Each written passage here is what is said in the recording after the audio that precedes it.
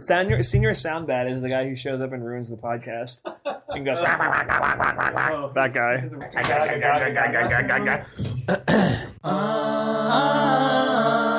Idle thoughts.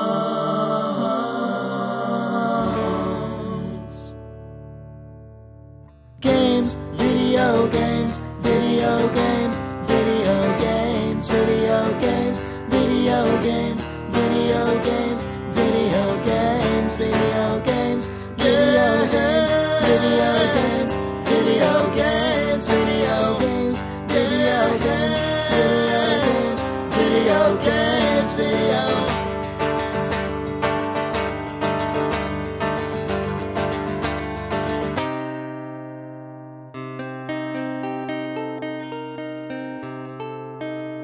Video games.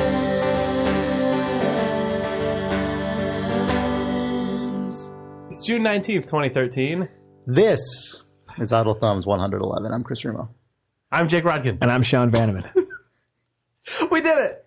Congratulations, guys. We're back on another podcast. Yeah. Welcome back, Sean. Thanks. Happy to be back. How's it going? Not bad. Good. Did you have a sweet E3 experience? I didn't go to E3. Oh, you just hung out near it. Yes, I was writing.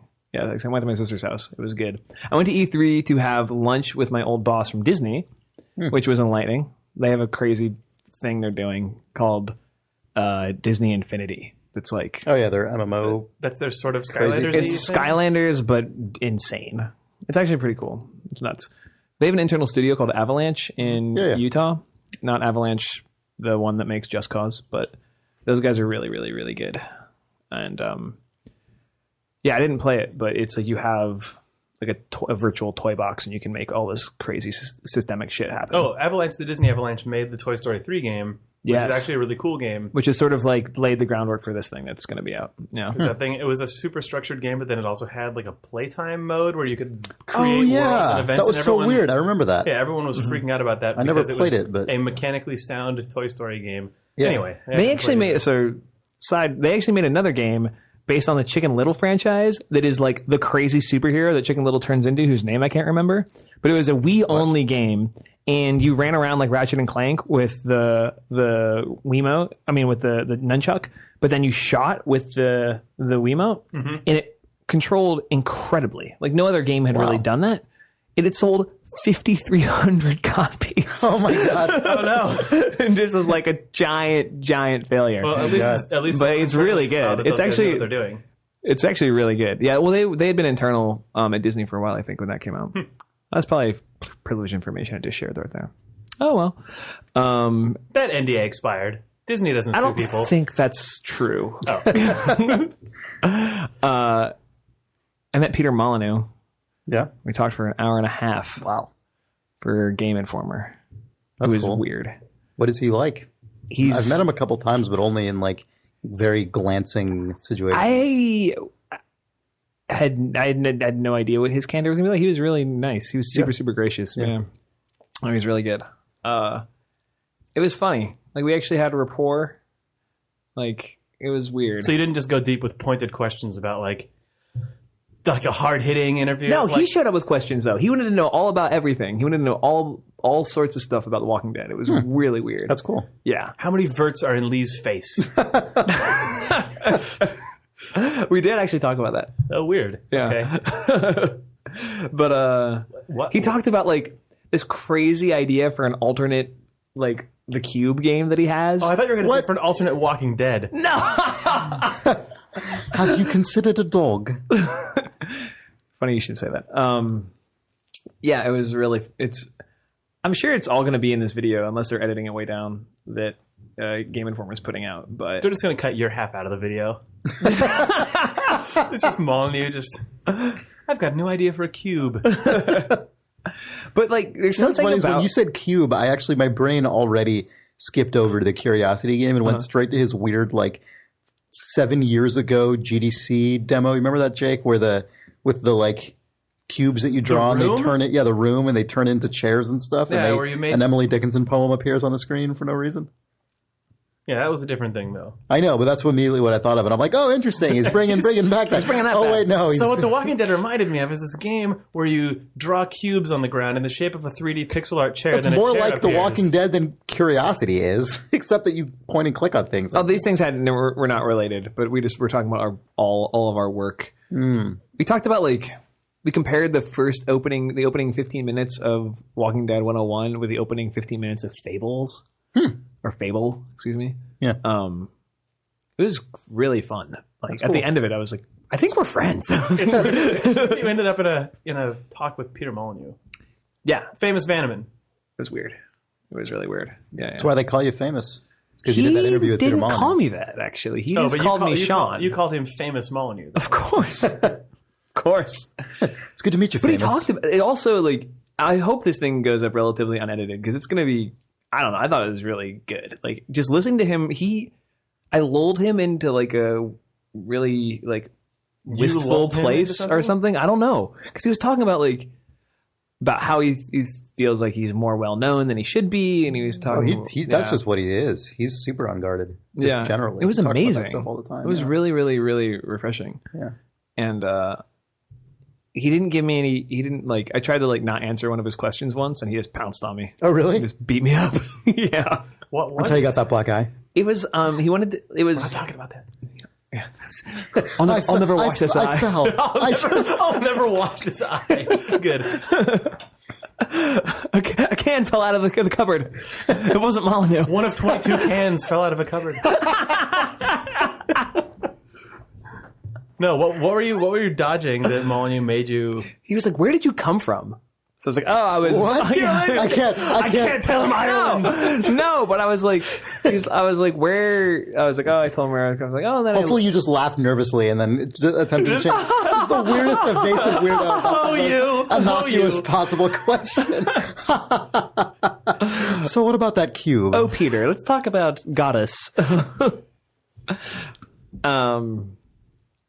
Why were you... I wasn't evasive. I just kind of said, "Oh, this is my life," and he went, "No, but where did you learn to write?" And I was like, "I don't know." And then we talked about The Shining for 10 minutes. And I was like, he was like, "What got you into writing?" I was like, "I read The Shining when I was in the 4th grade. I remember that was a marquee moment for some reason." I don't know. My dad was always giving me books that didn't fit with my age bracket. And upsetting my teachers, but That's interesting. we talked about books all. I don't know. It was good. Yeah, cool dude though. Godus is his real. Is he's really he's putting it all out there for Godus. Do you guys know what that word means? No. I don't either. I mean, it sounds like it's a thing that I'm supposed to... Godus. Yeah, it sounds like I'm supposed to understand what that means. Not Is it goddess, fake like Latin? a lady I don't- god. No, yeah, no. Hopefully, what it is. Oh, I'm about to take a poo on it. No. But Well, now you've already said in your brain you took a poo, so the damage has been done. You might as well take that poo. I'm very worried that what Godus is some sort of collective us and God, God game made of all of But us just the collectively least playing artful it. version. Yes, I mean, well, the guy who opened the last cube. yeah, gets is to be goddess. He gets to play as refer to him as goddess. yeah, Yeah. it shows up as God U for his version of it. It's a Wii U title. God, you. Yeah, instead of God us. Right. God me, and he has. I mean, I It all don't know. works, I That guess. title's probably explained somewhere, but the way that the Curiosity. the Yeah, 22 yeah. cans thing with Curiosity, I Yeah, think yeah, just yeah. everyone's working together. So if it's called, also it probably just sounds ominous when it's called Goddess. Goddess. But it just, I don't know, it sounds I awkward thought to it was me. the code name because I thought it was just Project Goddess, but I guess that, or yeah, who knows? It sounds better when he says it with a British accent. I'm if sure that that's matters. true. It just sounds like you're just saying Goddess. like a female god, kind Yeah. of clumsily though. It's just Goddess. goddess. I don't know. Yeah, I don't know. I'm curious to see what that game actually is. It'll be interesting. I think, at the very least. I have a question for you. Yeah. That Citizen Kane Tumblr blog, did you make that? No. Really? I wish.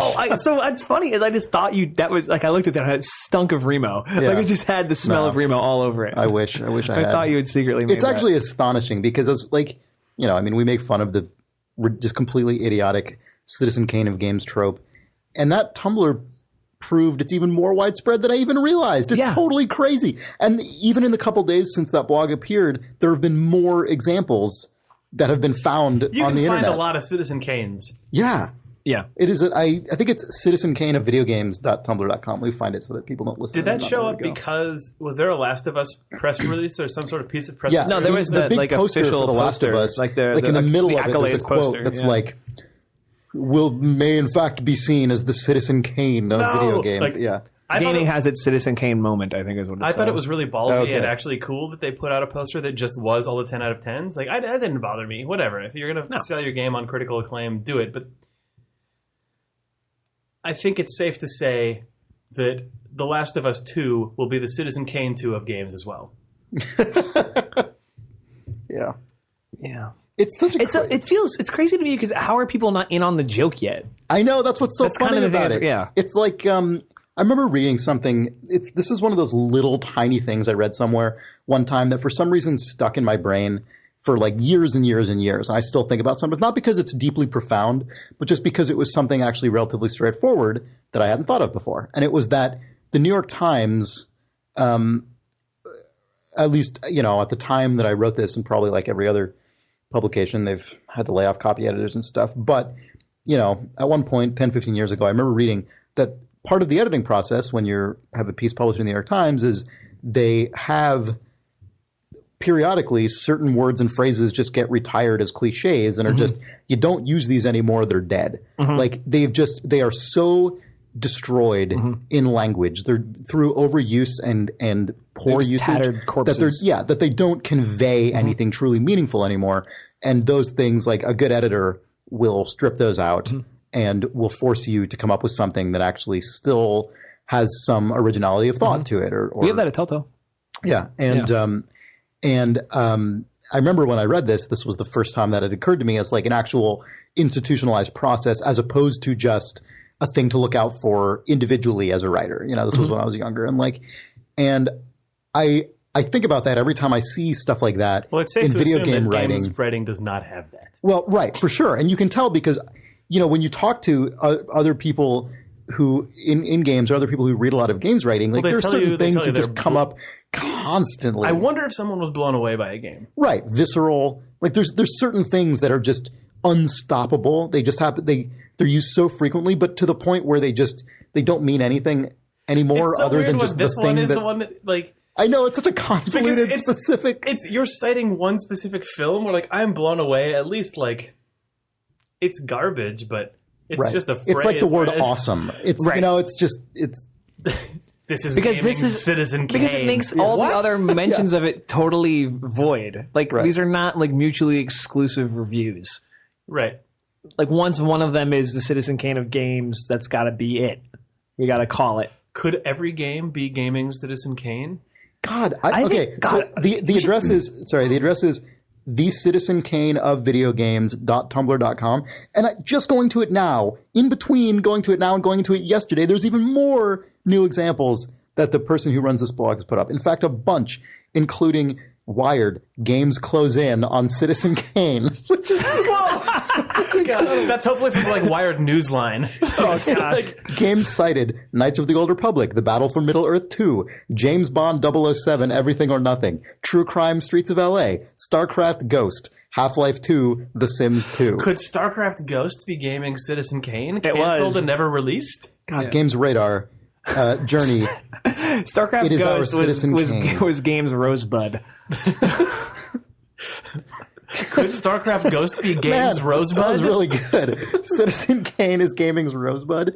No, Jesus. he said it is StarCraft Ghost. Oh. Citizen Kane is gaming's Rosebud is way more extreme. Yeah, because think about it. Oh. God.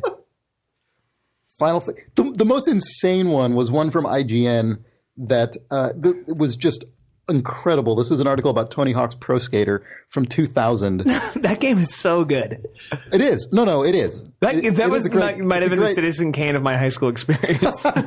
me too. My friends and I played like so much Tony Hawk. I can't even tell you in high school. But anyway, it's just crazy. The eyeball pool in Burnside is eerily realistic. Rock looks like rock. Concrete looks like it would rip you to shreds to bail on, and does. It is deep, deep, deep. There is no fog to speak of. Like the cinematic masterpiece Citizen Kane, Tony Hawk's motion picture counterpart, every single shot is set to deep focus and delivers. Okay, here's the thing about that. That is actually I don't know. that is not a global qualitative judgment. That's actually just saying Tony Hawk technically executes on deep focus the way Citizen Kane executes on deep focus. And that is a valid thing because Tony Hawk is from an era when everything had Z-fog to hide its shots. So that's actually quality games points writing. to IGN. Who was that? Actually, Does it give a byline? Chris Carl. Good Well work, done, Chris Carl. The one and That's actually only good writing, by the way. legitimate Citizen I don't know. Kane comparison. Also, it sounds like a weird cyberpunk role-playing game description. All right, I stand chastised. Yeah, take that. Yeah, I will. Need to go to bat for Mr. God, there's Carl. just so many. There's so many. There's so examples. many, It's and from incredible. writers who I really like and respect out there. God, it just keeps going. Chris It's crazy. Ramo. Oh my gosh, that would be the most amazing moment if you were out. If I found myself in like 2005 or something. Yeah.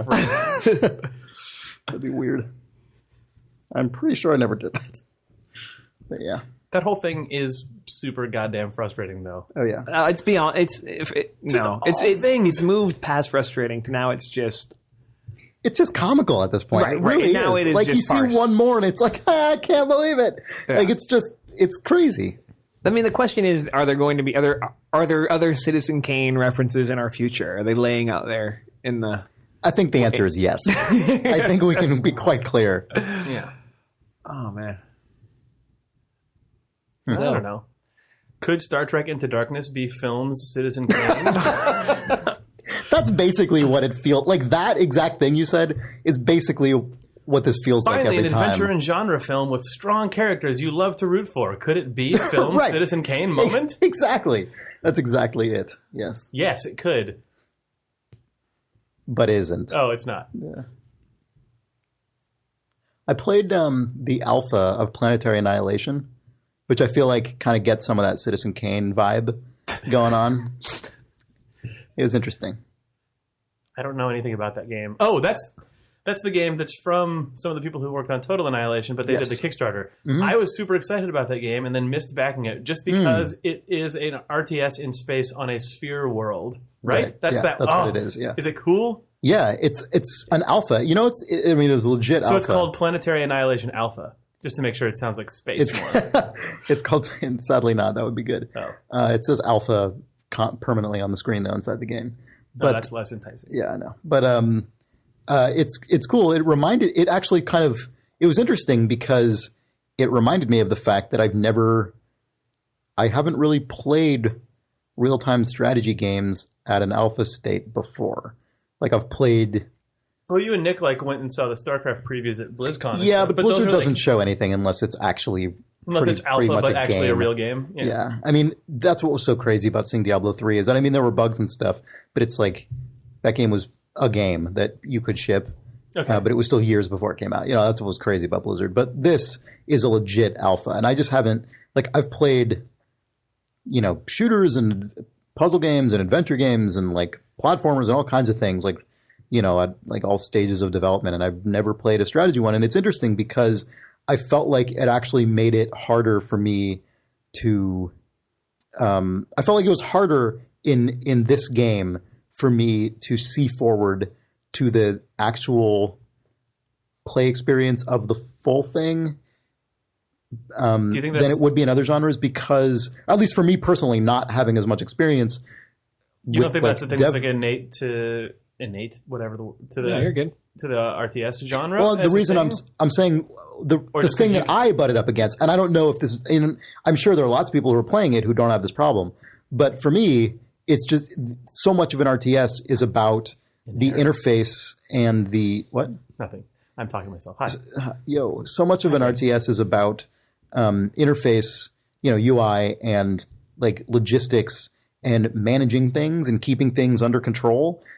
That without that level of polish, it was actually super hard for me to play. Whereas, in a first-person shooter or any game where it's a direct avatar control, even if there's no textures, even if the geometry is just primitives, You can you can move run together, around yeah. and there's it might not be pretty, but you can understand the feel of the thing and kind of So- And in this, I had a really hard time because it's so Give an example.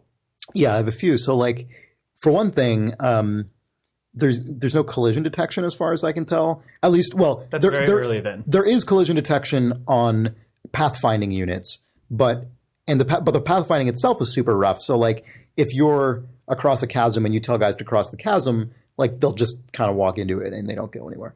But when you place buildings, you can place them literally on top of other buildings. Like you can, like I just built all of my energy production units literally on top of each other, so they only took up one building. Oh, this game's easy worth then. of space, worth of space. And it's not a knock against the game. It's just it's an alpha. You know, it's just not done. But the nature of this game, it's like Total Annihilation or Supreme Commander or something, where you have constant economic throughput. So it's not that you have a discrete number of resources like you do in StarCraft, where it's like, or even in Dota or whatever, where it's like I have 1,000 gold or 1,000 minerals, and therefore I can buy this. In games like this, they have, I forget the term they use, but they have this like economic bandwidth model, right, where you have a rate that is maxed at whatever your production allows. So it's like I constantly have access to like this much of each resource, and for the time during which you're building a particular building or constructing a unit, your throughput will decrease by the amount that takes to build. But then it goes back up to whatever it was, less the cost of maintaining that one object. Exactly, okay. Right. And so it means that the way, like these games are so much more about like the macro micro balance in a game like this is way more tilted towards the macro than it is in a game like StarCraft, where macro is still quite important, obviously, but a lot of it is micromanagement. The armies are much smaller, resources are scarcer.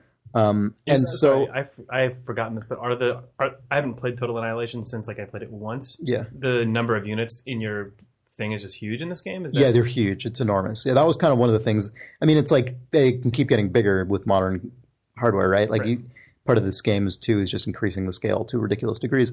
But like anyway, as a result of this, you have to be making just huge amounts of units all the time. You really have to max out your macro, or you just get swarmed by the other guy, or at least that's what happened to me when I played in this multiplayer only beta or alpha. And it was really hard for me to manage all this stuff without the kind of creature comforts that you get in like a polished interface in, an actual shipping real-time strategy game. And none of this is like in any way a knock against the actual game itself, because it's not done yet. It was just interesting for me to realize how like this particular kind of game, at least for me, someone who's not like a super expert at this style of RTS, I was super hindered by the state the game is in right now. Right. It was interesting. It was a really interesting kind of learning experience.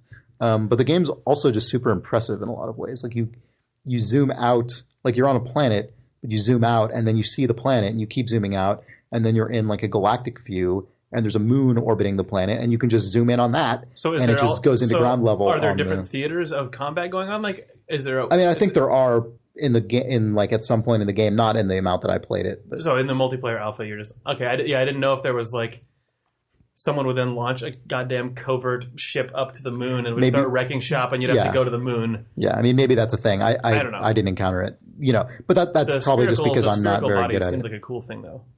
Yeah, no, it's awesome. It's really impressive. Yeah, but I'm probably just going to wait, until it's further along, because it's just and it's interesting too, because I was looking on their forums a bit, and there are definitely a lot of people who are just super, super invested in this particular style of RTS, which is one that I think is impressive and cool, but it's never been as I've never gotten into it the same way I've gotten into like a StarCraft or something. Really intense community around it. Yeah, it really did, and it's interesting seeing those guys on the forums like actually have really interesting discussions with the developers about how they're tweaking the economic model versus like Supreme Commander or Total Annihilation or whatever. And those guys are all super bought into this style of game, so they all have really interesting, like deep opinions about that stuff. Whereas for me, it's more just like that concept is itself just kind of almost foreign to me, even though I've played it in a few games. Was that the game that had a lot of downloadable content early on as well? Yeah, the Cave Dog used to put out lots of new units for it all the time. Yeah, Cave Dog was way the fuck ahead of the game. You know about that, Sean? Mm-mm. You know Total Annihilation, though. Mm-hmm.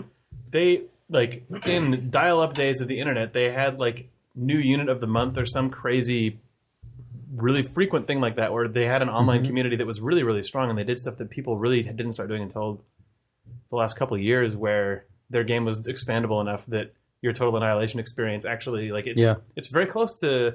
I mean, I don't know how integrated it was in the client versus how much you had to actually download little packs, but it's the way that they kept that community alive is really similar to the stuff Valve does now with Team Fortress and Dota. It seems like where just you buy Total Annihilation and then crazy shit just keeps dumping on into your game for months and months and months. That's my favorite thing. I love that. Yeah, that's really cool. Do you know if they're going to do that with the new game? I don't really know. I haven't followed it closely enough. This is more one of those games that I backed because I'm like, that looks pretty cool, and I haven't followed it super closely. But I mean, the company that does it is Uber, and they do Monday Night Combat and Super MNC, and so they're pretty familiar with, I think, that style of game development where you're constantly supporting through server-side stuff. Cool. Yeah. Also, I think some of those guys listen to Idle Thumbs, so good job making games, guys. Hi there. But yeah, I don't know. It was cool. It was really interesting because it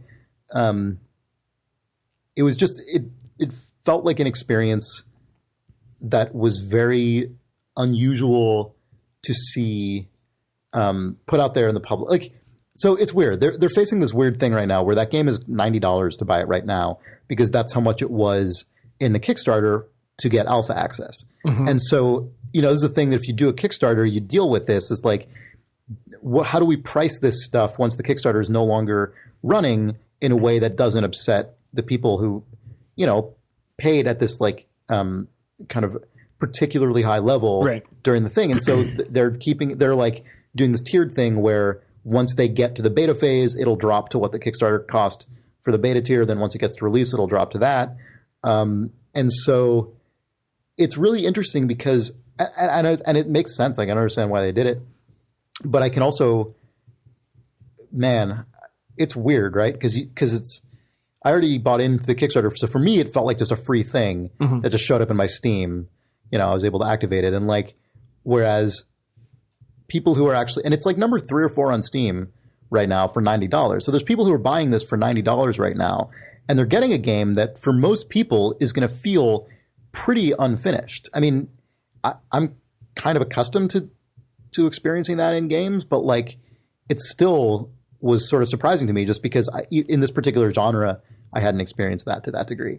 I wonder what that's like for just someone who is just really excited about this because they love Total Annihilation and Supreme Commander. They probably eat it up, though, right? It's the same people who are going on the forums and being. I don't know. That's a good question. Yeah. I mean, that feels like there's not all try it out at $90, right? That's true. That's true. Yeah, there's not maybe. That's a good point. I wonder how that's working across Steam in general, though, because the Greenlight is a big thing now, where all those games are go to our website and download our pre-alpha to see if you like it, and early access is a big thing on Steam. So is the PC gaming audience getting increasingly accustomed to seeing what shitty games look like? Yeah, I haven't played in I finally got Prison Architect a few weeks ago and we talked about it, I think, but that's been in development for a year at least. We got Kerbal Space Program, but we all got into that super late too. I just don't know what a lot of early access games on Steam really look like in real life. Don't Starve has always looked really nice, so it's really hard to know how chunky that thing was when it started. Yeah, no, it's a good point. I think you're probably right that a lot of people who are kind of at a certain level, like a certain enthusiast kind of level, are probably learning a lot. I mean, it's there's certainly the ability to get informed about what goes, the process of how a game ends up being a game to a degree that is way more tangible and available. If true, that's probably good. Yeah, I think probably it is. The way games get made, even though you can kind of encapsulate it concisely to someone and you can kind of envision in your brain what it might be like, seeing it firsthand goes a long way towards your perception of what the work involved is. I mean, the real way to go a long way towards the perception of what the work involved is to actually try and make the most baby game in the entire world, but most people won't do that. I mean, the difference between thinking how someone is playing a guitar versus picking up a guitar and playing one chord and going, oh God, this is impossible, or painting one line with a paintbrush, Right. Although games are probably closer to a film in that it's less of one individual skill and more of a logistical coordination of. Right. I just mean getting a taste of the creation of something like that, even if it's literally you watch a guy draw a face and you're Sure. like, oh, cool, you draw a face. And you try, like, Sure. picking up a video camera and trying to compose a shot that looks Sure. like it's in a Spielberg Yeah. film. You realize that even the simplest aspects of that are really tough. So Yeah. hopefully, like, vicariously, people are getting a little bit of a taste of that. Yeah, But that's interesting. we'll see. I don't know. Yeah, I would be curious how all that stuff is doing. Because I mean, and I guess at Double Fine we're gonna start finding out soon enough. We have two Kickstarted games going on right now. Yeah, Weird World. Well, I mean, you could. It is super dark in here right now, and I feel like it's causing us to be get really really muted and like. We're going to do this. We're going to bring the lights on. Oh! Whoa! Oh, hey, a nice guys. little- Whoa! Hey, welcome to Idle Thumbs. Oh, shit! What were you going to say? Oh, I was just going to say, I think Oh! it's interesting to me to see if Other genres of games started to do that. It's something I'm really fascinated by. You know, Well, I think- that's why the strategy thing was interesting to Right. me, because you just don't see that as much, or at least I haven't. Yeah. Yeah, I mean, I don't know. We were before we started recording, we were talking about the gulf between small games and big games, just on budgetarily, and it just seems like there's just like another thing, right? That's just going to continue to be this wedge of there's Titanfall, you know, and then there's going to be, you know, early access Steam alpha games, Right. that, you know, it just feels like it's sort of, I don't ever see the early access model going to another platform. No, I don't No, either. that'll never I would be happen, very yeah. surprised. I mean, at least with the current ways that we understand the major platforms, Right. right? Like, I mean, unless Well, you can't push content to an Xbox game. that's And what I mean. That Not, stuff has to change a little bit, though. Does it? Yeah, because free-to-play exists. And free-to-play is contingent on massive frequent content drops. Yeah, I mean, I don't know though, right? Because I think, from what I understand, they're streamlining that process for. No, that's not for Xbox. I was going to say that's for Sony. But no, you're not going to be able to live update an Xbox One game. Like, this is not a thing you can do. for sure. From what I've heard, Always in online, but conversations, has no live updates? Really? you have to go through cert. I guess that makes sense, but that's weird. Yeah, God forbid you push a patch that breaks the game. But like the concept of like, Just roll it back. It's always online. or you just fix it and you do it again. Like, and it broke for X amount of users who played it in that 7 minutes. Then you realize you pushed a bug. Yeah, I mean, Valve has been rolling updates all the time. Like, Right. No, that's interesting to me because it seems like, I mean, we talked about this. Oh, you weren't on last week. Or maybe it was the week before. We were talking about just the increasing prevalence of free to play and how free to play is going to have to hit the next gen of consoles because free to play is blowing up iOS. It blew up Facebook until that imploded, I mean, yeah. and it's well, I mean, Facebook kind of imploded it deliberately, and then it's that's obviously a big thing on Steam at this point, or an increasingly big thing, either free to play or pay once, and then the game continues to roll content out to you, like in sort of the early access Minecraft style. But people are gonna be banging down Microsoft and Sony's doors to do that on consoles. Yeah, I mean, I'm speaking just on the Microsoft front on the comment I just made, but Yeah, no, it's just going to be interesting to see how that stuff happens because reality is pretty present and intense and also highly lucrative. Yeah. People I mean, make we've bucks. got half a decade or more for that stuff to change or evolve. Yeah.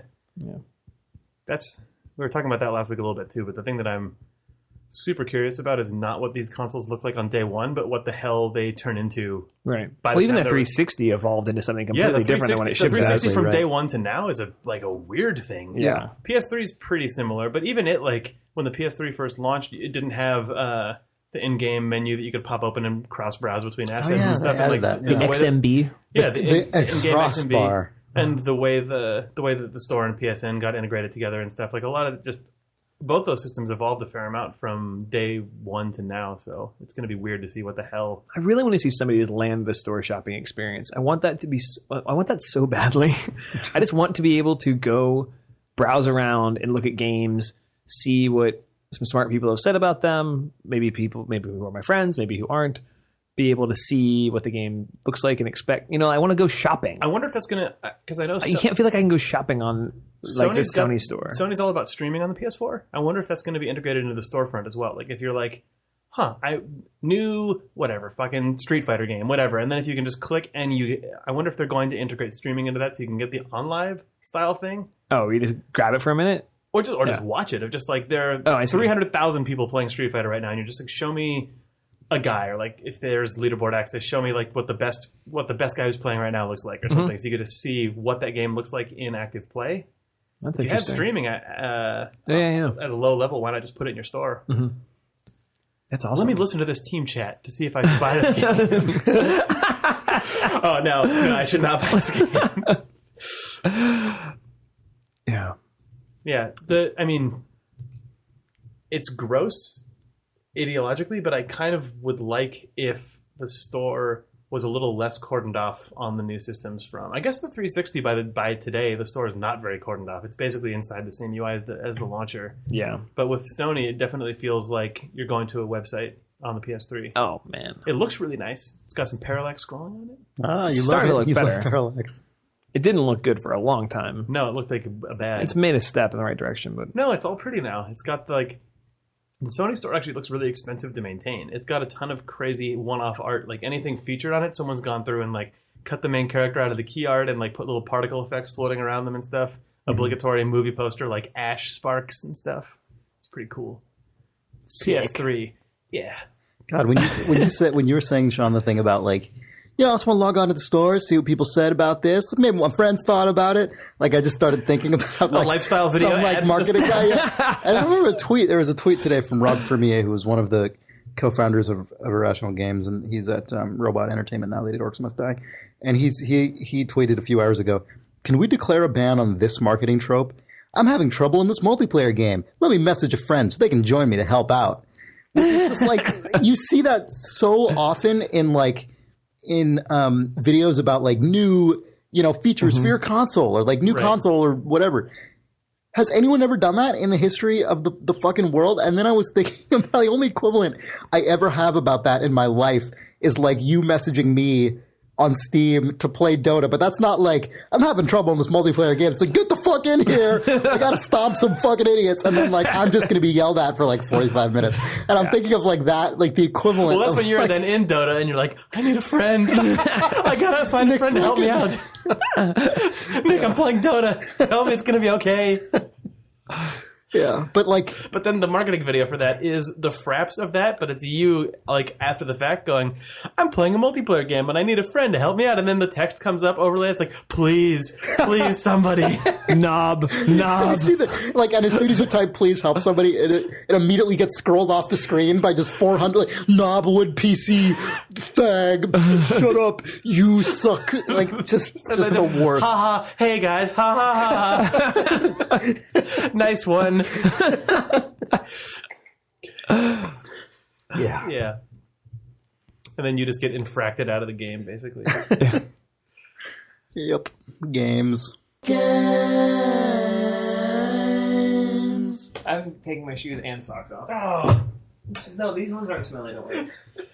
These shoes or these feet? These feet aren't smelly. No. If I wear these feet don't stink. If I wear my Bumper sticker. if I wear my Toms, That's like a. It's like, these colors don't run. No, bumper sticker. I know that. I was in Starbucks, and I might have told you guys this, but I ordered, or the guy right in front of me, they're like, he said what he wants, and then they're like, what's your name, please? And he sort of just like narrowed his eyes for a second, and then looked around, and then just said, USA. They're like, excuse me? USA. Okay. USA. Like, I guess he was implying that in America he's free to not give his name when asked in a Starbucks, so his name is USA. And then he got oh my god! And then he got into a incredible. car with a bumper sticker that said, "These feet don't stink." For sure. Games. Did people ask us questions in electronic mail about video games? We got plenty of questions, I think. Yeah. You know what's really cool?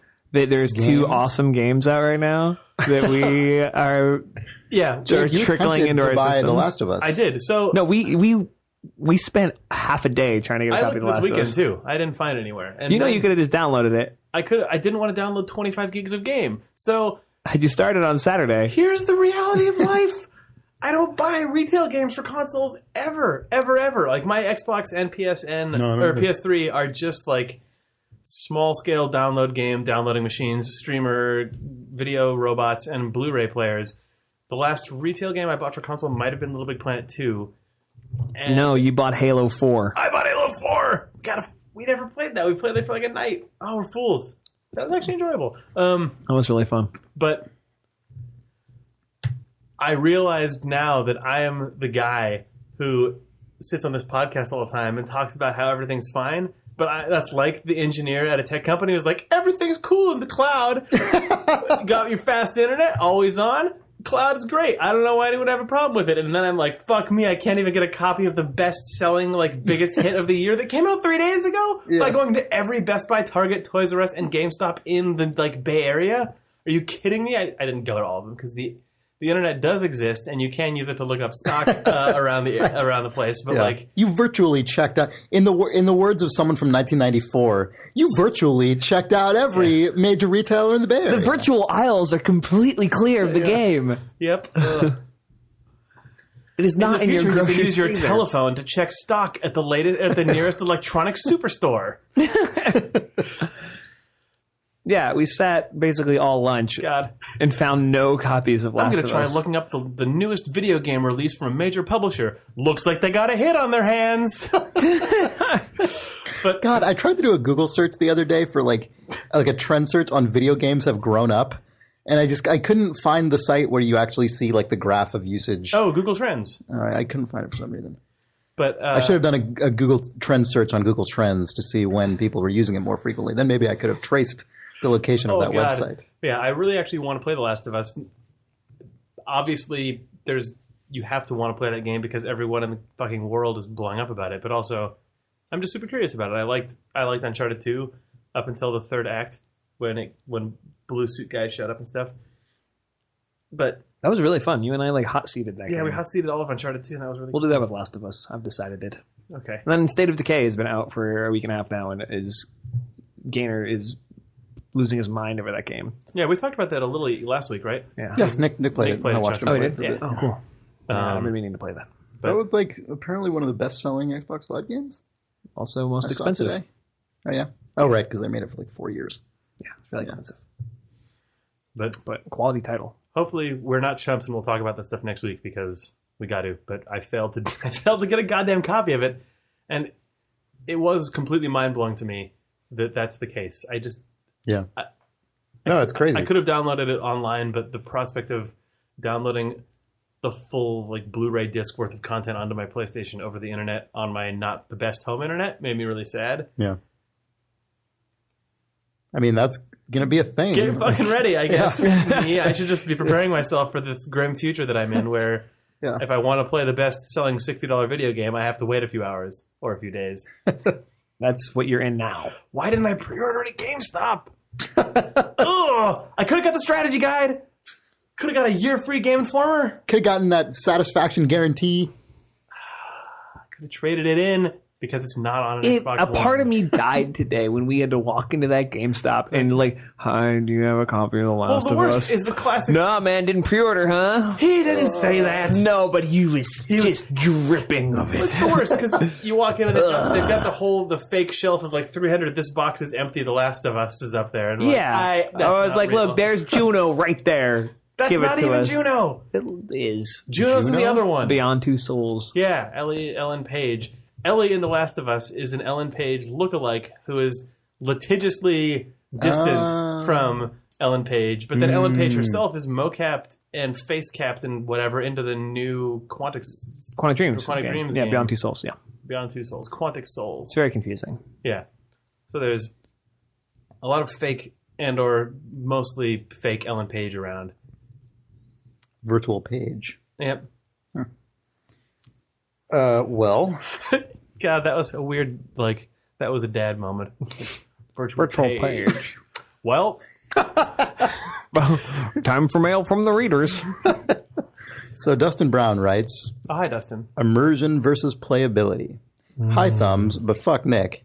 I attempted true, to he's play not here. through The Last of Us over the weekend and gave up due to frustration with stealth mechanics.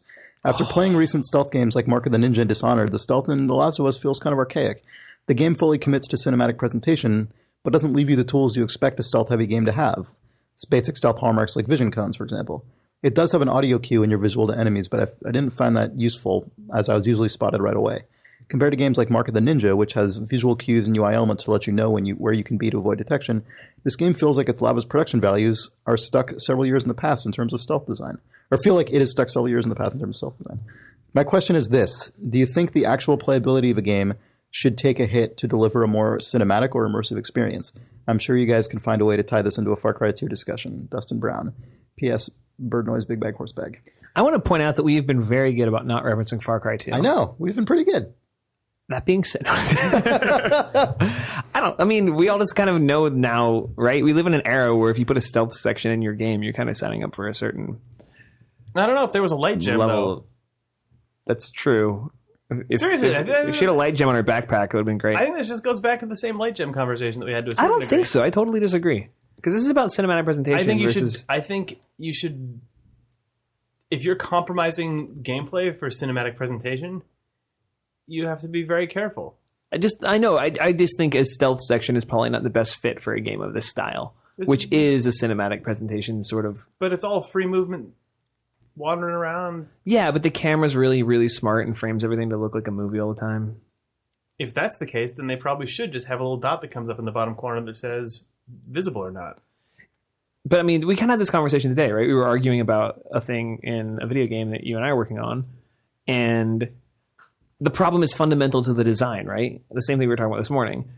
Oh, cryptic bullshit. But like, you start talking about a design problem, and you're like, well, we could make the object in the world do this one specific thing. Right. And then when that doesn't work, we'll tune it up like 10 more percent. It sounds like they're trying to be subtle about it, and they have an audio cue going on. And if there is really a system underneath that is you can be seen, you can't be seen, Right. just make it huge and in your face. And get I'm just it saying, over with. don't even put the system in there. Just make it feel cool to feel like you're sneaking, and you're not actually. Yeah. The rest of the game, you're a fucking awesome murderer who chokes guys out and hits them in the head with bricks, and it's not skill-based at all. So there's one section you're going to be skill-based? This is tough because neither of us have played The Last of Us. Yeah. But I know. This is just check back next week This about is just it. sitting through the Sorry, Sony demo. that was not the best choice. all the of marketing announcement. content, all the gameplay videos of The Last of Us include encounters that are hugely just predicated on Right. being in cover, being out of cover, being seen, being not seen. It seems like it's a major component of this game. Right. So I think it would be tough to just say just leave it out because it's not what the game's about. But we should play it. That's true. I agree with you. We'll come back. But I do think, I mean,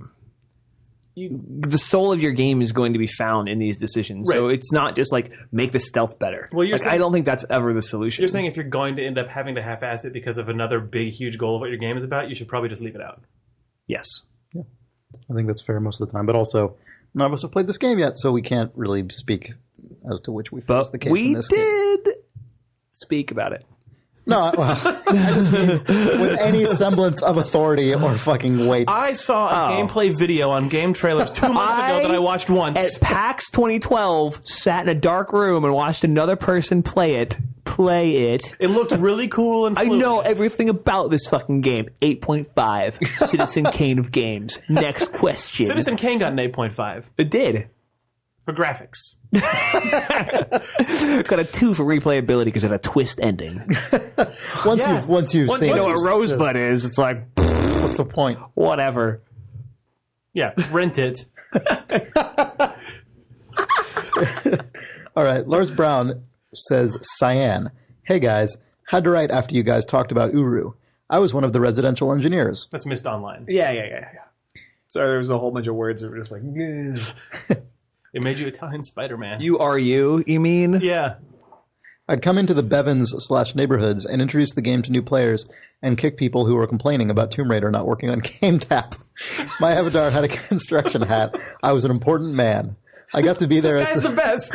God, best male. You said best man, and then you said best male, and I thought you were using male. Yeah, I thought you were using it as a gender. A male person. He's the best male. Best male. I know some better ladies, but this guy is pretty good male. This is the best male reader. Chris, the best male reader. keep reading this mail. Oh yeah, Chris, you're also the best man. I know. God, Oh man! Whoa! What? That's been sitting up there Keeps for going. 2 minutes. Yeah, I know. All right, I got to be there as the servers were pulled and the fans winked out of existence one by one. This was an incredible email. The Cyan office is every bit as you described, except that the building also drained their funds in addition to Uru. The front facade of the building appears to be ripped out with a bridge suspending the front and the building. It's nestled in nature with walking paths and frisbee golf cages littered around the woods. It's quite a shock to find it off the beaten path in nearly rural Washington state. The secondary building was largely abandoned until they filled it with game testers. I used to ride a Razor scooter around the cobweb-strewn cubicles when it was still fairly empty. There were notes and drawings for games never made, memos and comic book adaptations, and company postcards from Ubisoft. In the middle of the floor was reproduction of the garage where the original Myst was made. Whoa, weird. Cyan still exists primarily as a software testing business. To note, Eric Anderson, one of the art team on Myst 5 and Uru, did work on the upcoming The Witness, a team of 4, I believe. Oh, cool. So there's some of the Cyan spirit in that game. And by the way, I gave you guys the Tri-Wizard drawing years ago in Seattle. Love the cast, Lars Brown. yes, that guy. That was an awesome piece of art. yeah, it's really good. That's a crazy email. Also, All other readers should try to be as good as that guy. Yeah. Cyan's life is a weird and sad life.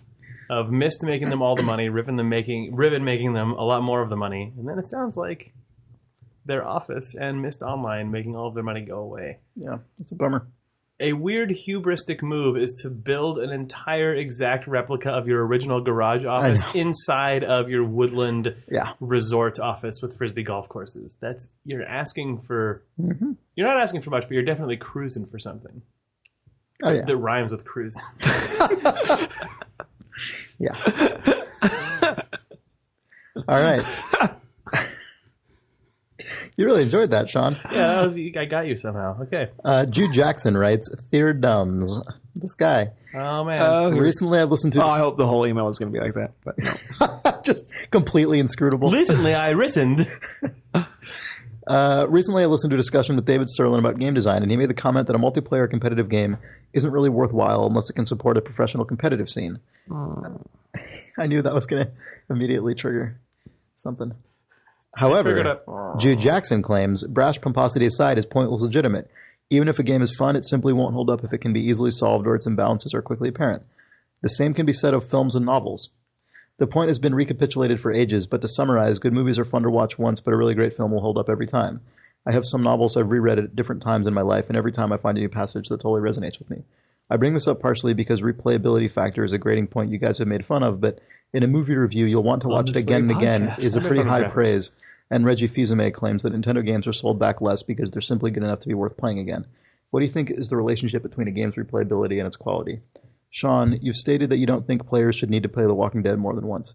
I essentially agree with your reasons, but are you worried that the nature of the branching path story means that it can't inherently hold up to repeat playthroughs the same way as rewatching, say, 12 Monkeys?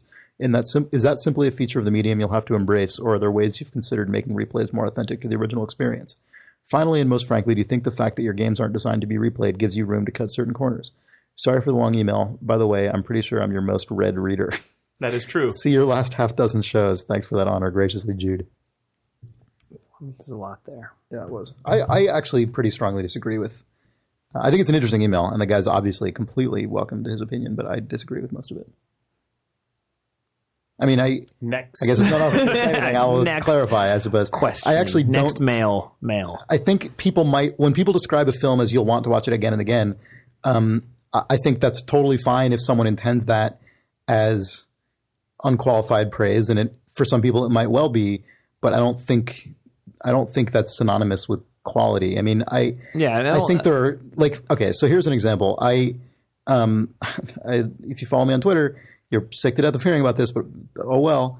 The most recent film adaptation of Tinker Tailor Soldier Spy that came out in 2011 is probably the movie that has stuck in my brain more than any other film I've seen in the last several years.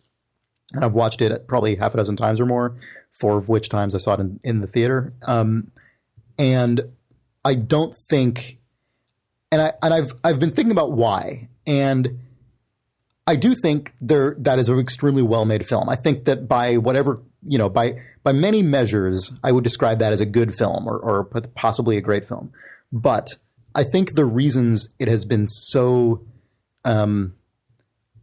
I realized that the reasons it has been so effective on me, in many cases, have less to do with any kind of sort of objective standard of quality, and more because I've started to identify particular things about that film that very strongly resonate with my worldview in a way that just gets into my brain. And that's not something that I could just expect to like transfer to somebody else, similarly as I wouldn't expect someone else's version of that to just transfer straight to me. I don't think I should, I've been thinking like, I don't want to confuse that feeling that creates in me with like, well, they're just doing it right because I happen to want to watch it again and again. Like that's, again, I do think it's a really good film for a lot of other reasons, but like who was it? Was it Pauline Kael said she never watched a movie twice. Pauline Kael, a great film critic, she would only watch a movie once and that's it. And I don't know. I think this is one of those, the way that people appreciate and apprehend art, I think is just too complex to say things like, if you want to see it a lot of times or play it a lot of times, that means it's good. Right. I mean, I think it holds up for the Nintendo. I think it holds up for the Nintendo stuff. I think it holds up for the Nintendo stuff. I think it's just not a broadly applicable metric thing to say about a game. The thing that I was going to say about The Walking Dead is that it's not the style of game that Jake and I made that can't be replayed. It's just this particular one felt from the moment we started it as one that was going to be, I think, more enjoyable played once for a lot of reasons. To answer this question, can you cut more corners if that's what you're asking people to do? Absolutely, of course. But duh. But the game is about, well, first off, like, you can rewatch a movie and a movie and a movie, but a movie isn't going to change every time you watch it, right? But if you play The Walking Dead a different way... although you might change. I'm just talking about the content. But like, if you play The Walking... Literally speaking, yes. Yes, the frames will be the exact same. Yeah. So if you play The Walking Dead, it'd be very, very difficult to do the exact same thing. Mm-hmm. You'll just end up making a different dialogue choice and you'll hear a bunch of different shit or something. So it starts to change and then kind of muddling your memory of what is your playthrough. And I think the nature of this game was sort of about create your canonical playthrough and let that be emblematic of the experience that you had, and then have memories of the experience that you had that hopefully you would carry forward into future versions of the game. Yeah. And that idea of memory, remembering the things that you did and why you did them, like thematically tracks exactly to Lee, who can't quite rectify or unpack the things that he did in his life that got him to this point, that got put him in the cop car. So it's like, it was an intent. Like, it's all supposed to be, and just the notion thing of a whole. The notion of your past as the thing that is locked in, that maybe you have uncomfortable feelings about, but it's unchangeable, and all you can do is hope to change it by moving forward. Yeah, and like that's all part of that text. I think we could like make a completely different game on the exact same blueprint of The Walking Dead. Sure, with a different story, and maybe replay would be a thing that was thematically important to us, but it's not like, again, perfunctory design feature of a video game. I know the guys who are working on the Walking Dead DLC, which we helped on, but a little slice of the intent of that is that people can explore playing that game out of order on a second playthrough. Yeah. It's like, that's more like a lot of that game is about these divergent moments in somebody's life. There's sort of like these like sliding doors moments where it was not at all what season 1 of The Walking Dead was about. So I think that desire is more tied to thematic design than anything else. But the judging a movie or a piece of work based on whether or not it can be replayed, I think, is the dangerous mistake that people seem to make a lot, which is conflating the notion of best and favorite. Yeah, that's what I was trying to talk about. Which are two separate things. Taylor. Like, one of my favorite movies to watch is like Pirates of the Caribbean, Curse of the Black Pearl. The 2009 J.J. Abrams Star Trek movie. I've watched those a stupid number of times just because they are just entertaining movies to me. They are some of my favorite movies to have watched, like just when it's the summer and it's a weekend and I'm like sitting on the couch halfway folding laundry or something. Like, oh, put on a stupid one of those. The play count on those 2 DVDs does not mean that they're my favorite movies. They don't chart on my list of favorite movies, actually.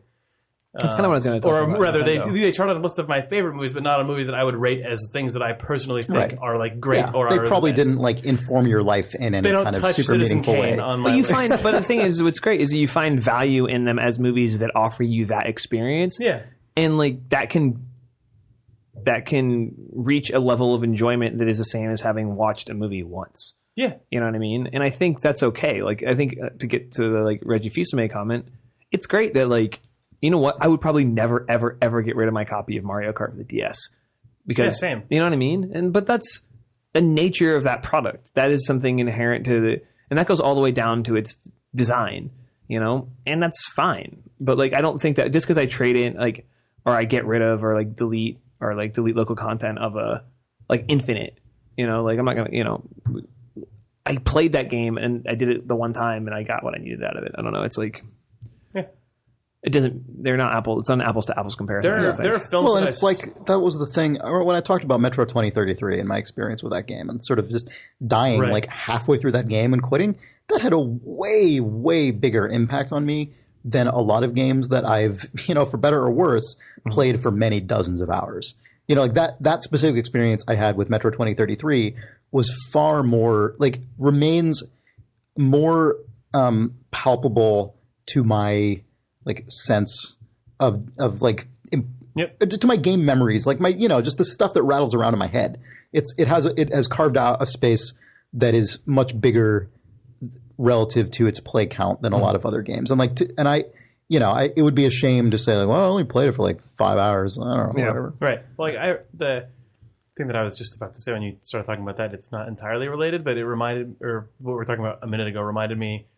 There are movies that I saw in the theater and I just like I loved, like they affected me emotionally. They left me in a different like emotional mindset than I was when I walked in. Like I remember when I didn't know anything about Lost in Translation when it was out, and then I went and just bought a ticket sight unseen because I heard it was good. Sat through the entire movie, walked out, and was like, "Holy, like what?" Like my brain felt like weirdly cleared out and different. You know, just like that was an intense, crazy thing. And then I was like, I am buying that the day it comes out on DVD, and I did, and I have not once put the DVD into the drive because I don't actually have the need to rewatch that movie. I can actually just recall the feelings of experiencing it in a theater the first time. Right. I don't even know if I want to rewatch that movie, but I bought it. Yeah.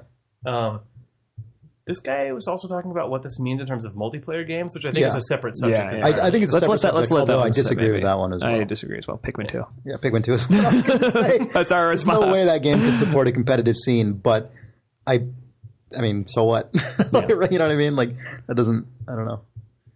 I don't know if that means anything to me, personally. Yeah. All right. Although, Pikmin 2 could potentially support a competitive scene, but the hardware limitations, the hardware limitations of that system mean that it's never even going to have a shot. Yeah. But, like, a lot of Nintendo stuff. I guess there probably are competitive Mario Kart. But there's competitive Smash Brothers. There's definitely competitive Smash. There's competitive Smash is pretty big. I mean, relative to most games. Right. Yeah. That game also had online play, didn't it? Or did it have, or like local? Smash Brothers Brawl had some sort of something. I think competitive fighting games are pretty much all local, right? Yes. Yeah. All right. Greg Brown writes, "Hi guys, working at mid-sized developers, can y'all talk about whether you think gaming publicity?" I don't know if Greg Brown reads y'all like that. I just decided to throw that in there. Can y'all talk about whether you think gaming publicity is as driven by the bigger magazines and sites as it used to be? Can non-tentpole games reach a large enough audience through podcasts, word of mouth, etc., without doing the song and dance for those outlets? Thanks, Greg. Do the song and dance for the outlets. Do it. It's free. Do it if you can. Yeah. I don't know. Like Steve threw a couple press days down here for his 4-person game. Yeah, that's true. Like it's just, if you're making a game, sell the crap out of it. You're making, just try. It's like it's hard enough. Look at the to get anything out there these days. You just get it. Yeah. Yeah. If you're in high school, it'll feel like you're selling out by talking to press. Just fucking talk to the press. Yeah. I don't know. Like, but the thing is what you'll find. I think. I mean, my opinion is that like guys like Klepek and Kirk at Kotaku and these people like you'll have a personal connection with them and they'll advocate for your game and like. Of course you want that. Like that's awesome. They're not going to sell your game as like something it's not, but they're going to talk about it to their audience. I don't know. I think it's good. Yeah. You give me the look. No. You're good. You're just looking relaxed. I think it is probably, I mean, I think it happens by accident that you can have a game that makes it entirely because of word of mouth, but oh, like Minecraft? Well, it just depends. There's a couple, it just around like that, but it just depends. Makes it is like, so game dependent, right? Like if you're at a mid-sized developer, you really do need to get all the exposure you possibly can, right? If you're one guy, then you probably don't actually need to be in every magazine and every blog to break even or be profitable. Once you have like a double-digit team, it seems like exactly. You gotta do the like you have to remember because the audience, like if you have 25 people working at a developer, just by like rule of thumb, the common standards in the United States, you're spending $250,000 a month at the minimum to keep the lights on. You have to remember that is the 25 people is way fewer than make most of the games that you play. It's also worth remembering that although 25 people is now a mid-sized developer, 25 people developed the AAA games of the 90s. Right. That's what's crazy and about those people had to do crazy song and dance and stuff to meet the numbers to afford to pay their staff and be profitable, and that holds true now, I think. Right. Yeah. You know, I mean, Double Fine has 60 people. Yeah. You know, I mean, it's like, you know, it's not chump change. Like, we're an independent company. We're not owned by a publisher or anything. So, like, it's definitely, like, when we announced Broken Age, which is, you know, the Double Fine Adventure Kickstarter game, like, backers had obviously been super tapped into that game for, like, almost a year. Also, Telltale's not a mid-sized developer anymore. Yeah. We're 150 people. Oh, wow, yeah. So Double Fine is, I would still consider a mid-sized. But, like, you know, the public announcement of that game was in Game Informer. Because, like, well, why not? Like, people asked us, well, why did you guys do that instead of doing kind of more of an online thing? And it's like, well, you got to start your public campaign somewhere, and like Game Informer is still the single one biggest kind of area outside of the like. Isn't Game Informer the magazine that has the most active subscriptions other than the AARP magazine? Yeah, in the United States. Yeah, exactly. So it's like ridiculous. You kind of take care of a huge amount. Reading that if I had pre-ordered Last of Us. It's just like you got to do everything, right? Like you don't. Yeah. If you're trying to sustain a company, you know, a mid-sized or even bigger company, you kind of just have to do everything. You can't really decide to just do one or the other. It's just not really an option. But, you know, it's the same time. It's like, I think that probably to get to the heart of the question is also like, what if you don't have those connections and those resources? Then you're probably not a mid-sized developer. Yeah. That was what I was going to say. Yeah. I know with some of Telltale's smaller games, we weren't as aggressive with the press stuff that were with the bigger games, and partly because I think people said, oh, well, it's a smaller game, we can probably promote it like a smaller game. And I think everyone, marketing and dev, just wishes that there was a bigger PR push for that stuff. Yeah. Even like the puzzle agents and stuff like that at Telltale. You know, maybe you can get a hashtag to trend and get a few likes on your Facebook page, but just you're better off if you can get someone from Rock, Paper, Shotgun to write a couple pieces about you. And to be fair, I mean, if you are a smaller developer who doesn't have those contacts, then, you know, one, you do obviously need to sell. You don't need to sell as many copies to be successful, but places like Rock, Paper, Shotgun do exist and are probably a way more receptive. Like that Rock, Paper, Shotgun and sites like it are a thing that is an amazing resource now in 2013. You know, like 10 years ago, that was just not as available at all. Yep. So there are definitely, you know, I mean, there's definitely options now that didn't even exist before. It's a weird thing, though. Yeah, no, it's super weird. Having a good PR guy at Telltale has completely altered my perceived value of a PR guy. Oh yeah. If you have a good person doing PR for you, like, I mean, Telltale in its past has had some pretty solid PR people, but the guy that we have right now is tireless, is a ridiculous man, and it just makes me go, holy fuck, just thank you. Yeah, thanks. Yeah, it's weird. But most people probably don't have that. Yeah. Okay. Jackson Choi says, Dear Thumbs, often on your podcast you praise Pikmin 2's multiplayer. What makes it such a good and or fun RTS? Another point is, how do you feel about Pikmin 3's multiplayer mode appearing to be only bingo battle? I don't know what that is. So, Jake, why don't you start answering this? I'm going to look it up. How I feel about it being bingo battle is okay, well, I have feelings on that, which are simple enough, which are, if it is not the next iteration of Pikmin 2's versus multiplayer, or you have to get a marble, I'm not interested. Then take it elsewhere. It's not Pikmin to you. Pikmin 2, it's so good. It is really good. Actually, do you want to hear what bingo battle is? We've talked about this so much, though, right? Isn't bingo battle a safecracker in 30 Flights of Loving? One player will play as Alf while the other plays as Captain Olimar. On the bottle Who's of each, Alf? Wait, he plays as Alf? hopefully, He plays as Alf on a TV show. He will devour cats as fast as he can. One person is chomping on cats, while the other person is a small alien moving a one marble. player will play as Mr. Belvedere, while the other Plays as Olimar, Mr. Belvedere's best friend. and occasional competitor. On the bottom of each player's screen, there will be a 4x4 bingo card with random objects, which range from enemies to fruits to treasures. The player that collects all the objects in a sounds so much row more Nintendo will than- win, similar to bingo. God, Oh, that like does the sound. explanation. sounds like Mario That sounds Party like shit. Yeah, that Yeah, does that not sounds like classic sound. Nintendo. So we've probably talked about Pikmin 2 multiplayer Let's a couple just- times. yeah. I'll be quick, but I will say if you go to twitch.tv/idlethumbs and look in our archive, Chris and I did a competitive Pikmin stream. And we also played it, I think, at the end of our Kickstarter launch video, which is the first video up Right. there. We've played it. We've played Pikmin multiplayer a couple times on the stream. Pikmin 2 multiplayer is cool because it's a real-time strategy game on a console, which is really rare. It's got a.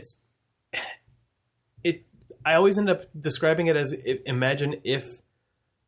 Like what Mario Kart is to racing games, this is to real-time strategy Right. games, where like the rounds are only at most 5 minutes long. In a Right. really intense, crazy one on some of the bigger maps, they can maybe get up to 10 minutes, but just the scale of it is very, very small. It's split screen instead of monitor to monitor like PC, so there's actually same screen strategies, like looking down at the other person's screen versus like you can conceal your view by deliberately spinning the camera around and stuff. It's just...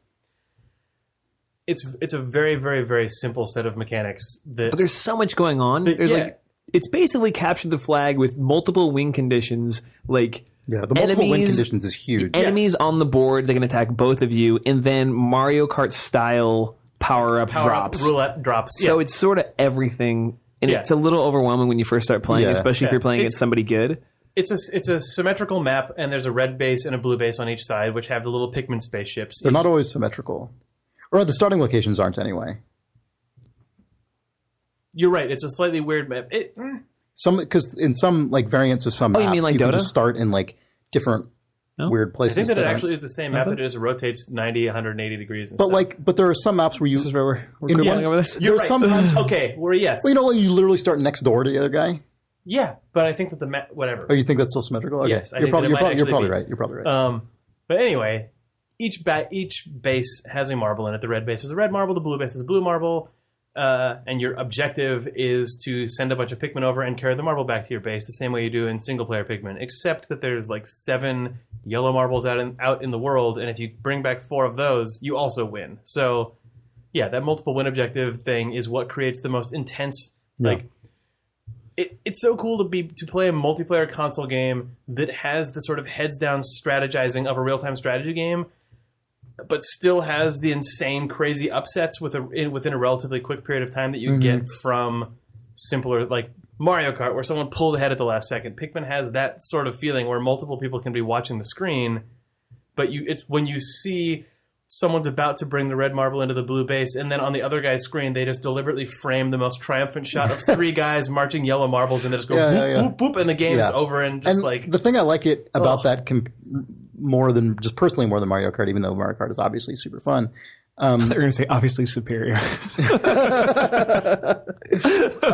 I mean, Mario Kart's great, but it's just a different. It's like it feels different, even though they share that mechanic. You know, Mario Kart feels more like a party thing, whereas Pikmin, partly because it's one-on-one, and partly because of the multiple win conditions thing. You know, it's a much more overtly strategic game, and even though you've got the crazy cherry roulette shenanigans, it really does feel like you can pull off crazy strategic coups where wild gambits. You feigned something and your opponent thinks you're doing one thing, and then even though he can see your screen, you manage that's the best because you fixate so much. But I mean, it's crazy. Like you totally do things in this game. Like you carry out your action really quickly and furtively, and then immediately put the camera back to something really innocuous. So 98% of the time, you're just looking at bullshit. Right, but occasionally you look down at the guy's screen and go, "What?" No, but I mean, like on your own screen, you'll hold the camera so that like. Oh, I know, but I mean, it's amazing when you catch someone else doing that. doing that, and you're like, what the? Yeah, yeah. Oh. It's super good every time. It does sort of split the difference between watching a competitive PC real-time strategy game and watching your friends play Mario Kart. In that, just if you and someone else are playing Pikmin and you have a couple other friends over who know how Pikmin multiplayer is played, you can this is already a pretty high threshold to cross. So if you're one of 6 it's people, a guarantee that if you actually get a hold of Pikmin 2 multiplayer, which is a hard disc to find at this point, and you play it enough that you actually are into it, you will immediately try and conscript as many friends as possible into playing this. Yeah. But it has that the shared screen spectator rise and fall of crazy enthusiasm, and like if you're spectating, you obviously can see both halves of the screen. It's got sort of the equivalent of a score because of the marbles. The way that the audience, the friends watching react are very similar to when 2 or 3 people are watching someone play StarCraft. Like when you're watching a stream with a friend or something, when people just go whoa and blow up, but it's happening in this tiny 5-minute loop. And it's happening in the exact same room, so it has a little bit of that LAN party feel that you don't get with a lot of that stuff at this point on PC. I don't know. Pikmin 2, super good. It's really good. At least now I guess I don't need to worry about Pikmin 3. Like I don't need to... That's really disappointing. It's a bummer, yeah. What is not a bummer is playing Pikmin 2 on the Dolphin emulator with I know, we got to do that. We got to do that. Because it just now runs that we've figured that out, now that we've like gotten that set up, I don't even feel like I need a new Pikmin. It's just like, well, we have the like 1080p Pikmin. You have the Criterion Pikmin. Yeah, exactly, yeah. I got to finish that custom UI. I was making a fake... Truly the Citizen Kane of I was making a Pikmins. fake Pro Sports overlay for XSplit for Pikmin 2 so that the next time we stream it, we can have some sweet like little motion graphics come up and little red-blue split-screen cameras. We're having Gunrun on Dota Today this week. Oh, nice. Oh, man, nice. Yeah. DotaToday.net, Dotatoday.net. Yeah, that's the one. Yeah. But we're having Gunrun from Twitch TV on, so I'll bounce this off of him. Oh, the reason that I thought that's what your reader. That's what serious Dota. That's 2. What serious hardcore Loma players want. Like, is us talking about. Let's talk about Pikmin 2. We thought about doing a League of Legends versus Dota 2 like MOBA roundup, and instead we're going to talk about the pros and cons of the Pikmin 2 scene. But yeah, no. When Gunrun helped us out, the Pikmin 2 scene consists of us. Yeah, you're inside of it right now. When we at the end of the Kickstarter, we did the stream at the end of the Kickstarter thing, and it was really fun to be playing Pikmin 2 on that stream because Gunrun and Jared Ray were both there, and they had never seen Pikmin 2 being played. But they have tons of experience watching StarCraft, a bunch of MOBAs, other competitive like first-person stuff. And they just started faux commenting on the Pikmin 2 stream. Yeah. And it was the most hilarious thing ever. It was really good. They also set it up to look like legit. They did a good job with that stuff. God, those guys are If you ever want to do a stupid streaming event, find 2 guys from Twitch TV apparently who will show up at your house. That was the most. Yeah, that was amazing. They showed up with their like it was like the wolf in Pulp Fiction. Because we were like, it's so close to the wire. Like we're gonna have to start doing this thing like now. Like they came later than like expected, and so we're standing around and being like, what? But then it was like, should we just start? Should we go up? Like okay, ding dong, like open the door. All right, what do we set up? Like it was like the Command and Conquer base, just like creating itself in the middle of the living room. Yeah. But yeah, those guys doing that made me realize that we should probably stream Pikmin 2 more than we have. Yeah, we should. We need to do it again. Because maybe we can create the Pikmin 2 scene. And then eventually we can rent out a movie theater in San Francisco and just stream Pikmin 2 on it. Oh man. We have the finals the finals of the local like San Francisco League Pikmin 2 championship. Yeah. God. San Francisco Recreational Pikmin League. Yeah. Pro-Am. Chris and I are going to start our own podcast called Pikmin 2 Day. Get ready. Sounds good. We're going to have the gun run on that too. And we'll just see who gets more views. If Nick and I had a feuding podcast with you guys, it would be incredible. Like those blowhards on Dota Today. Anyway, when you get that cherry and it gets the ball return, and then but you really wanted to get the 5 extra Pikmin cherry, what do you think about that when you're playing on Battlegrounds? Or not, whatever that thing is called? You know, you can always use a ball return now. Yeah. It's not, just keep it in your back pocket. God, so when you're on Rusty Gulch, but you started with 10 guys instead of the usual 5? Oh. You mean 5 instead of the usual 10? This podcast is super over, right? Oh, wait. What? I wonder if people have ever talked about Dota in my presence, and it's the most off-putting thing in the world to listen to. Maybe we should have a little... Okay, we're not going to, but we will stream a little more Pikmin 2 because it's good. And it will be called Pikmin Today. That was the I just name of my basically screen. had all of my insides served to me by you. Yes. there. That was, yeah. What?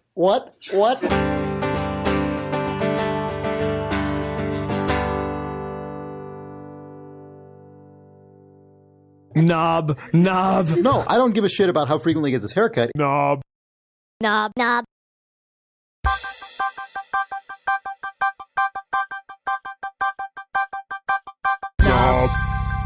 knob, knob, knob, knob, knob, knob, knob, knob,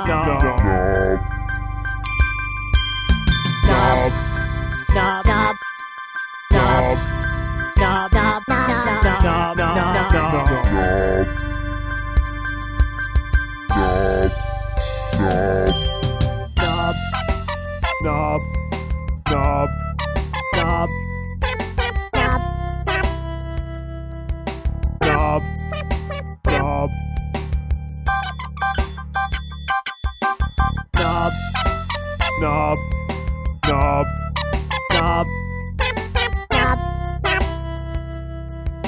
knob, knob,